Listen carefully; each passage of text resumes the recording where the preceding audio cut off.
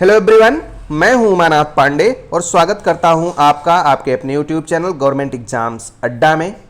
दोस्तों, इस वीडियो में मैं बात करने वाला हूं कंपार्टमेंट एग्ज़ाम 3 की। दोस्तों, बहुत से बच्चे ऐसे हैं जिनका या तो कोई पेपर छूट गया है या वो परीक्षा अच्छे से नहीं दे पाए या उनका पेपर ख़राब गया है, अच्छा नहीं हुआ है और उनको कहीं ना कहीं फिर से फेल हो जाने का डर है, चाहे वो रेगुलर हों या कंपार्टमेंट एग्ज़ाम देने वाले बच्चे हों, क्लास 10th और क्लास 12th के। तो इस वीडियो में मैं बात करूंगा कि इसका एग्ज़ाम का फॉर्म कब आता है, आप फॉर्म कैसे भरेंगे, परीक्षा कब होगी, कितने बच्चे पास होंगे, एग्ज़ाम पैटर्न क्या होगा, पेपर इजी आएगा या टफ आएगा। तो इस वीडियो को पूरा देखिएगा। हो सकता है ये वीडियो आपके काम की ना हो क्योंकि आपको इसकी ज़रूरत आगे नहीं पड़ने वाली है, तो भी आपसे अनुरोध है कि ये वीडियो उन तक पहुंचा दीजिए जिनका पेपर बहुत अच्छा नहीं गया है। डाउटनेट पर होगा अब आपके सभी मैथ्स, फिजिक्स, केमिस्ट्री और बायोलॉजी डाउट्स का सफाया। बस अपने क्वेश्चन की फोटो खींचे, क्रॉप करें और सबमिट करें। 3 सेकंड के अंदर पाए उसका वीडियो सॉल्यूशन। क्लास 6 से क्लास 12 एवं नीट, IIT, JEE मेंस और एडवांस लेवल तक आज ही डाउनलोड करें Doubtnut app. Link video description में। डाउट हो तो डाउट न। दोस्तों, वीडियो शुरू करने से पहले आपसे एक रिक्वेस्ट है कि अगर अभी तक आपने इस चैनल को सब्सक्राइब नहीं किया है तो इसी तरीके की वीडियोस और लेटेस्ट अपडेट्स पाने के लिए इस चैनल को अभी सब्सक्राइब कर लें। बच्चों, हम बात करते हैं कि कंपार्टमेंट 3 एग्ज़ाम आखिर में होता क्या है। तो जो बच्चे जानते हैं कंपार्टमेंट एग्ज़ाम के बारे में उनको तो बताने की ज़रूरत ही नहीं है, लेकिन जो बच्चे नहीं जानते हैं उनको बता देना ज़रूरी है कि अगर आप एक विषय में फेल हो जाते हैं तो CBSE आपके मार्कशीट में कंपार्टमेंट लिख करके देता है और आपको उस विषय में एक बार फिर से एग्ज़ाम देने का मौका मिलता है। चूँकि ये चांसेस 3 बार मिलते हैं तो जो फ्रेश कैंडिडेट होता है वो 3 चांस ले सकता है उस विषय में पास होने के लिए। जो बच्चे कंपार्टमेंट 2 का एग्ज़ाम दे रहे हैं और वो किसी वजह से फेल हो जाएंगे उनके लिए तो कंपार्टमेंट 3 की परीक्षा होगी, लेकिन जो बच्चे फ्रेश कैंडिडेट के रूप में एग्ज़ाम दे रहे हैं और एक विषय में फेल हो जाएंगे उनके लिए कंपार्टमेंट 1 होगा। अब बात ये उठती है कि आखिर में इसका फॉर्म आएगा कब। तो बच्चों, फॉर्म तब आएगा जब फाइनल रिजल्ट आ जाएगा और ये पता चल जाएगा कि कितने बच्चे एक विषय में फेल हुए हैं। इस साल चूंकि अगस्त में आपके फाइनल रिजल्ट के आने की संभावना बन रही है तो अगस्त के दूसरे या तीसरे सप्ताह में ये फॉर्म आएगा और इस फॉर्म को भरने के बाद नॉर्मली 1 महीने का टाइम मिलता है और उसके बाद में आपकी परीक्षा उस विषय में ली जाएगी। चूंकि आप एक ही विषय में ये फॉर्म भर सकते हैं तो अगर एक विषय से ज़्यादा में फेल हो जाएंगे तो आपको प्राइवेट कैंडिडेट के रूप में फॉर्म भरना होगा और आप ये फॉर्म नहीं भर पाएंगे। रही बात फीस की, तो इस फॉर्म की फीस जो होती है बच्चों वो 300 रुपये पर सब्जेक्ट के हिसाब से होती है। जो बच्चे इंडियन हैं, जो इंडिया से हैं, उनको 300 रुपये एक सब्जेक्ट का देना होता है और उसी में आपकी परीक्षा हो जाएगी। अब बात करते हैं कि आखिर में इसकी परीक्षा कब होगी। तो बच्चों, नॉर्मली जब जून में इसका फॉर्म आता था, मई में रिजल्ट आता था, जून में इसका फॉर्म आता था, उस कंडीशन में जुलाई में इसकी परीक्षा होती थी और अगस्त के पहले सप्ताह या जुलाई के लास्ट वीक में इसका रिजल्ट आ जाता था। पिछले साल भी ये परीक्षा 2 जुलाई से 7 जुलाई के बीच में हुई थी और इसका रिजल्ट जुलाई के लास्ट वीक में आ गया था। तो बच्चों, इस साल चूंकि अगस्त में फॉर्म ही आने की संभावना है इसलिए सितंबर में इसकी परीक्षा होगी और सितंबर लास्ट तक या अक्टूबर के फर्स्ट वीक तक आपका रिजल्ट आ जाएगा। तो परीक्षा के लिए आपको पर्याप्त टाइम मिलेगा और अगर आप अभी से श्योर हो जाएं कि मुझे इसकी तैयारी करनी है तो आप इसकी तैयारी अभी से शुरू कर सकते हैं। उस कंडीशन में आपको दिक्कत नहीं होगी। अगली बात करते हैं कि इसका एग्ज़ाम पैटर्न या सिलेबस क्या होता है। तो बच्चों, जो भी एग्ज़ाम आप इस साल दे रहे हो 2020 का, वही सिलेबस और वही एग्ज़ाम पैटर्न होगा।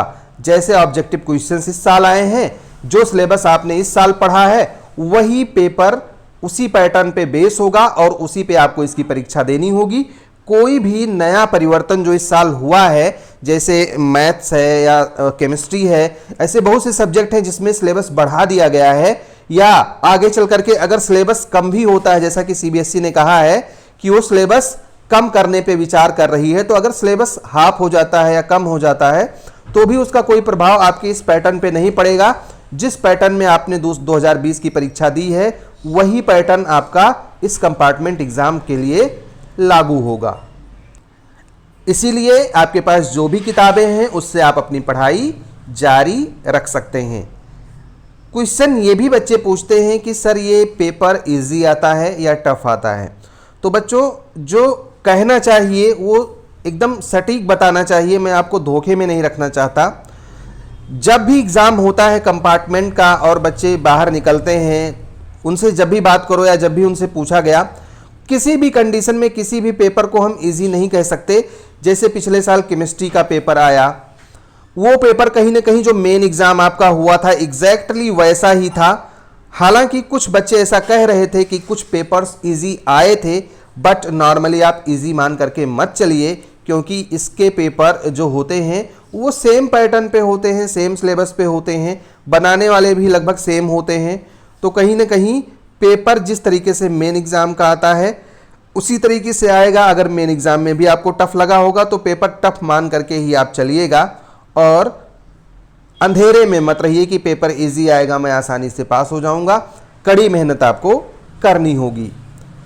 बच्चे ये पूछते हैं कि कितने बच्चे पास होते हैं इस एग्ज़ाम को देने के बाद में। तो बच्चों कंपार्टमेंट 3 एग्ज़ाम देने वाले 2 तरह के बच्चे हैं। एक तो वो हैं जो कंपार्टमेंट 2 एग्ज़ाम में फेल हुए थे, और एक वो बच्चे हैं जो मेन एग्ज़ाम में फेल हुए थे। अब अगर हम औसत की बात करें तो जो बच्चे कंपार्टमेंट 2 एग्ज़ाम में फेल हुए थे ये बच्चे ज़्यादा पास होते हैं। क्यों पास होते हैं? क्योंकि इन्होंने कंपार्टमेंट फर्स्ट का एग्ज़ाम दिया, 1 महीने का टाइम मिला, उसके बाद 6-7 महीने का टाइम मिला, इन्होंने कंपार्टमेंट 2 का एग्ज़ाम दिया, फिर से 3-4 महीने का टाइम मिला इनके लिए कंपार्टमेंट 3 देने का। तो इनको तैयारी करने का ज़्यादा मौका मिल जाता है जो कंपार्टमेंट 2 का एग्ज़ाम दे करके कंपार्टमेंट 3 का एग्ज़ाम देते हैं।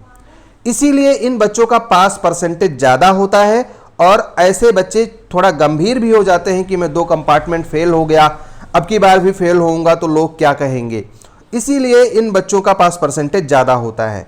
चूँकि जो फ्रेश कैंडिडेट हैं, जो फ्रेश एग्ज़ाम दे करके बच्चे आए हैं, उनको इस ज़्यादातर बच्चों को तो ये एहसास ही नहीं होता कि मैं किसी एक विषय में फेल होने वाला हूँ।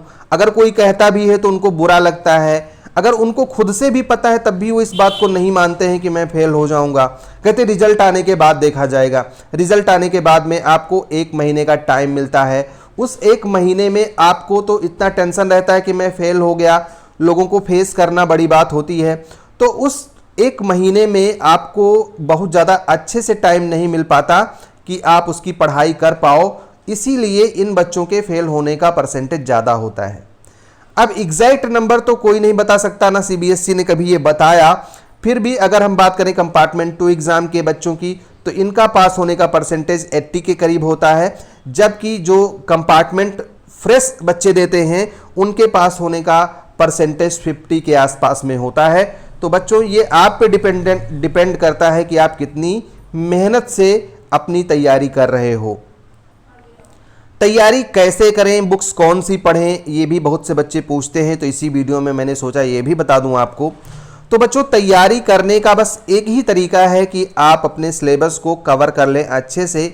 जो भी इम्पॉर्टेंट टॉपिक्स हैं उनको बार बार रिपीट कर लें। चूँकि आप एक एग्ज़ाम दे चुके हो, आपको अच्छा सा अनुभव है कि आपने कौन सी गलतियाँ करी थी जिसकी वजह से आप फेल हुए हो। वो गलतियां आपको रिपीट नहीं करनी है। बाकी अगर आप ढंग से तैयारी करेंगे तो निश्चित रूप से आप पास हो जाएंगे। बच्चे ये भी पूछते हैं कि सर बुक्स कौन सी पढ़ें, क्योंकि हो सकता है आपके पास बुक्स अच्छी ना हो।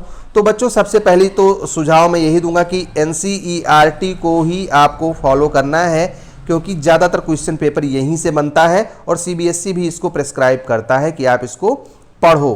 तो NCERT की किताबों को पढ़िए, कुछ एक एग्जाम्पलर्स ले लीजिए, और अगर आप इससे ज़्यादा करना चाहते हैं तो अनसाल पेपर या 10 सालों का पिछले क्वेश्चन पेपर लेकर के जो सॉल्व पेपर है उसको पढ़ डालिए, और इतना सफिशियंट है। अगर आप साइंस या मैथ्स का एग्ज़ाम देने वाले हो तो हो सकता है आपको रेफरेंस बुक्स की भी ज़रूरत पड़े। अगर आप हमारा कोर्स लेना चाहते हो जो आपके लिए ही हमने बनाया हुआ है स्पेशली कि कंपार्टमेंट के बच्चे कैसे पढ़ें, तो भी आप दिए गए नंबर पर, डिस्क्रिप्शन में नंबर दिया है, वहाँ पे हमसे संपर्क करके इसको भी आप खरीद सकते हो।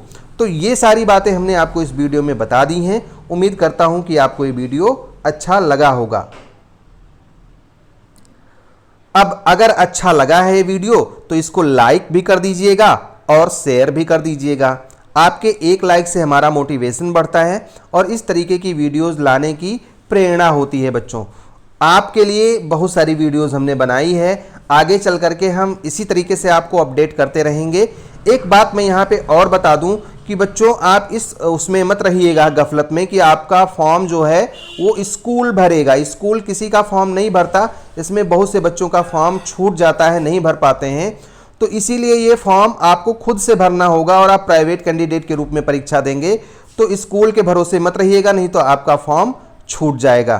तो बच्चों, अगर ये वीडियो आपको इस तरीके की चाहिए तो इस चैनल को सब्सक्राइब करना मत भूलिएगा और हम इस तरीके की वीडियोस आपके लिए लेकर के आते रहेंगे, ये हमारा वादा है। वैसे हम अभी आपको शुभकामनाएं देते हैं कि आप सभी लोग अपने अपने एग्जाम्स में पास हो जाएं और सिर्फ पास ही ना हो, आपके अच्छे नंबर भी आएँ, ये भी हमारी इच्छा है, ताकि आपको कंपार्टमेंट 3 एग्ज़ाम देने की ज़रूरत ना पड़े। हमारी तरफ से आपको ढेर सारी शुभकामनाएं हैं।